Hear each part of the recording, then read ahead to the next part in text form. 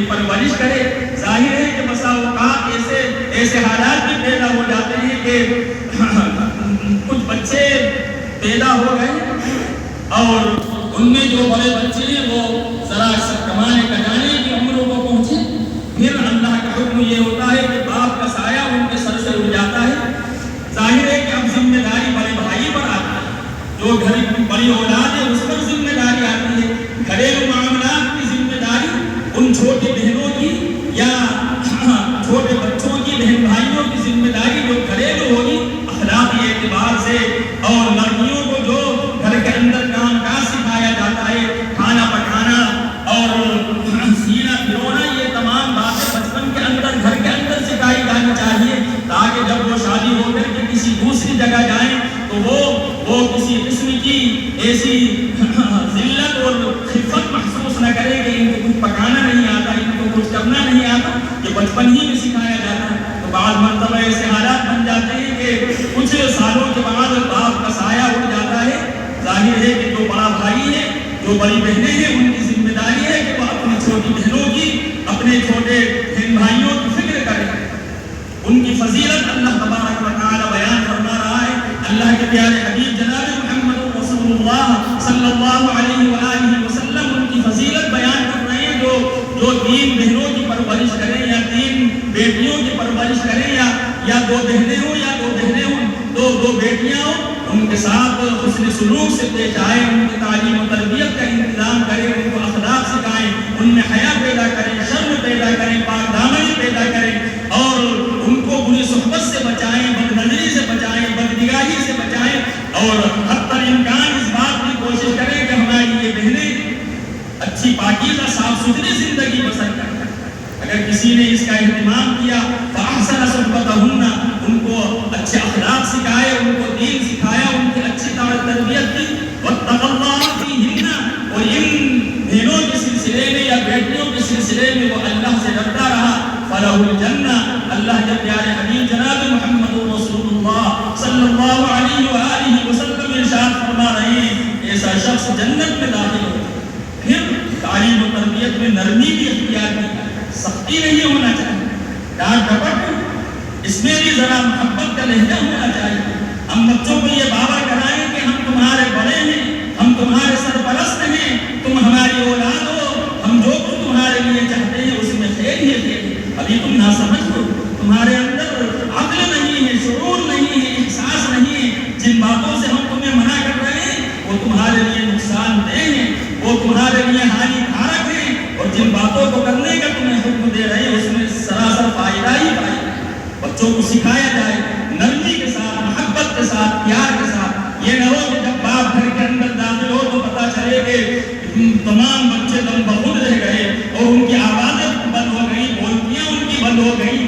ایسا ماحول گھر میں نہیں ہونا چاہیے, بلکہ ماحول ایسا بنایا جائے کہ جب باپ گھر کے اندر داخل ہو تو بچے آ کر کے باپ کا ہاتھ, باپ ان کو اپنے سینے سے لگائے, سر پر ہاتھ پھیرے, ان کو چھومے اور ان کو پیار کرے. ایسی محبت کا ماحول جب بچوں کو دیا جائے گا تو آپ سے قریب ہوں گے, وہ آپ کا ادب کریں گے, آپ کا لحاظ کریں گے, آپ کو اپنائیت دکھائیں گے. اور ذرا سی بھی کوئی تکلیف ہو جائے گی, اگرچہ عمر کے اعتبار سے بچہ چھوٹا ہوگا اور بچی چھوٹی ہوگی, لیکن ان کو فکر ہو جائے گی, وہ آپ کا ہاتھ پھیر دبائیں گے, وہ آپ کی خدمت کریں گے, سر میں تیل ڈالیں گے اور آج سوچیں گے کہ آج میری والدہ میری ماں کو کیا ہو گیا, کیا پریشانی لاحق ہو گئی. یہ اسی وقت ممکن ہے جب ہم اپنے بچوں کو پیار کے ساتھ, اخلاق کے ساتھ کی تعلیم سے آراستہ کریں.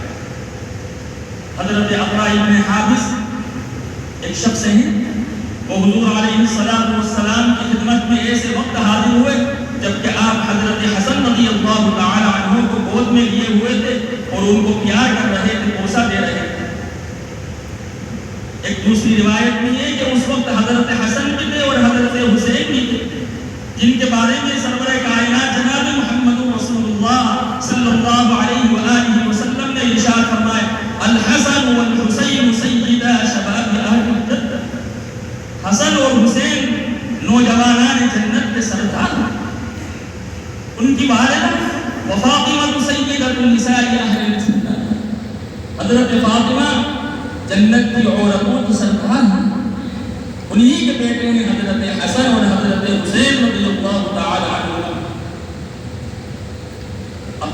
حابس جب آئے تو آپ حضرت حسن کو اور حضرت حسین کو بوسہ دے رہے تھے، پیار کر رہے تھے۔ انہوں نے کہا میرے 10 بیٹے ہیں، میں تو کسی کو گود میں بھی نہیں لیتا، پیار بھی نہیں کرتا۔ حضور علیہ السلام نے ایک جامع کلمہ ایک ارشاد فرمایا اس موقع پر حضرت اقرا ابن حابس کے سامنے، اور آپ نے فرمایا من لا یرحم لا یرحم، جو رحم نہیں کرتا اس پر رحم نہیں کیا۔ اور یہ جامع حدیث ہے۔ اگر ہم یہ چاہتے ہیں کہ ہمارے ساتھ اللہ تعالی رحمت کا معاملہ کرے، مہربانی کا معاملہ کرے، تو ہمارے لیے ضروری ہے کہ ہم دوسروں پر رحمت کا معاملہ کریں، مہربانی کا معاملہ کریں، شفقت کا معاملہ کریں، عفو و درگزر کا معاملہ کریں، تحمل اور برداشت اپنے اندر پیدا کریں، صبر کا مادہ اپنے اندر پیدا کریں۔ آپ نے حضرت اقرا ابن حابس سے فرمایا من لا یرحم لا یرحم، جو رحم نہیں کرتا اس پر رحم نہیں کیا جاتا۔ اور ایک دوسری حدیث میں آقا نامدار تاجدار مدینہ سرکار دو عالم جناب محمد رسول اللہ صلی اللہ علیہ وآلہ وسلم نے ارشاد فرمایا من لم یرحم صغیرنا ویعطر کبیرنا وینہا عن المنکر ویأمر بالمعروف فلیس منا، او کما قال علیہ الصلاة والسلام۔ آپ صلی اللہ علیہ وآلہ وسلم نے ارشاد فرمایا جو ہمارے چھوٹوں پر رحم نہ کرے، من لم یرحم صغیرنا، جو چھوٹوں پر رحم نہ کرے، ان کے ساتھ بدسلوکی کرے، بدتمیزی سے پیش آئے، اخلاق سے گرا ہوا رویہ ان کے ساتھ اختیار کرے۔ بچے چھوٹے ہوتے ہی ناسمجھ ہوتے، ان کو پیار کی بولی بہت زیادہ سمجھ میں آتا ہے۔ ہر وقت ڈانٹ ڈپٹ کرتے رہنا، ہر وقت تنبیہ کرتے رہنا۔ بعض لوگ وہ گلیئر ہوتے ہیں، گالی ان کی زبان پر ہوتی ہے تو وہ بچوں کے ساتھ بھی گلیرانہ معاملہ کرتے ہیں، گالیاں ان کی زبان سے نکلتی۔ میرے عزیزوں، میرے دوستوں، بچے جب چھوٹی عمر میں باپ کی زبان سے برے الفاظ، بدتمیزی کے کلمات، بے حیائی کے کلمات زبان سے سنیں گے، کیا ان کے دل پر اثر ہوگا؟ کیا وہ آگے چل کر اپنے اخلاق کو درست کر سکیں گے؟ وہ تو گلیئر بنیں گے۔ اللہ تعالی ہم سب کی حفاظت کرے، بہت ضروری ہے۔ حضور علیہ السلام نے ارشاد فرمایا من لم یرحم صغیرنا، جس نے ہمارے چھوٹوں پر رحم نہیں کی، ویعطر کبیرنا، اور ہمارے بڑوں کا اکرام نہیں کیا، ان کی عزت نہیں کی، والدین کی عزت نہیں کی، دادا دادی نانا نانی کی، چچا پھوپھیوں کی، خالہ ماموں کی، محلے کی بڑی بزرگ عورتوں کی، خواتین کی، بڑے معمر حضرات کی، علماء کی، حفاظ کی، اماموں کی، مؤذنوں کی، دیندار لوگوں کی، متقی اور پرہیزگار لوگوں کی، جس نے اللہ نے ان کو بڑا بنایا، ان کو رتبہ عطا فرمایا ہے۔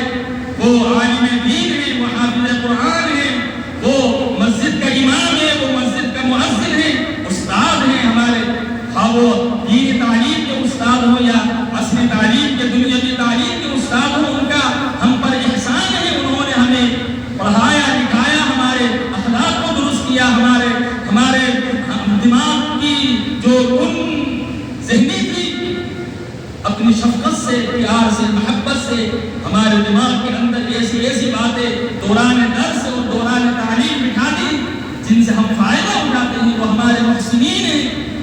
محسنین کا احسان پہچاننا بہت ضروری ہے، اور وہ سے بے ادبی کرنا، آنکھوں سے آنکھیں ملانا، استاد کے سامنے سینہ تان کر کے جانا، یاد رکھیے پھر وہ علم تمہیں فائدہ نہیں دے سکتا۔ ٹھوکر کھاؤ، اپنے بڑوں کا ادب کرو، ان کا احسان مانو، ان کی خدمت کو باعث خیر و برکت سمجھو۔ من لم یرحم صغیرنا ویعطر کبیرنا، جس نے ہمارے چھوٹوں پر رحم نہیں کی اور ہمارے بڑوں کی عزت نہیں کی، ان کا اکرام نہیں کیا، ویأمر بالمعروف، اچھی باتوں کا حکم نہیں کیا، وینہا عن المنکر، بری باتوں سے منع نہیں کیا، فلیس منا، حضور علیہ السلام ارشاد فرما رہے ہیں ایسے شخص کا مجھ سے کوئی تعلق نہیں، وہ ہم میں سے نہیں ہے۔ میرے عزیزوں، میرے دوستوں، اللہ تبارک و تعالیٰ نے ہمیں اولاد جیسے عظیم دولت سے مالا مال کیا ہے۔ صرف اولاد کی کھانے پینے کی فکر کرنا، اوڑھنے پہننے کی فکر کرنا، سردی گرمی برسات سے بچنے کی فکر کرنا، دنیا میں وہ ترقی کر لے، اعلیٰ ڈگریاں اس کو حاصل ہو جائے، اس کی نوکری لگ جائے.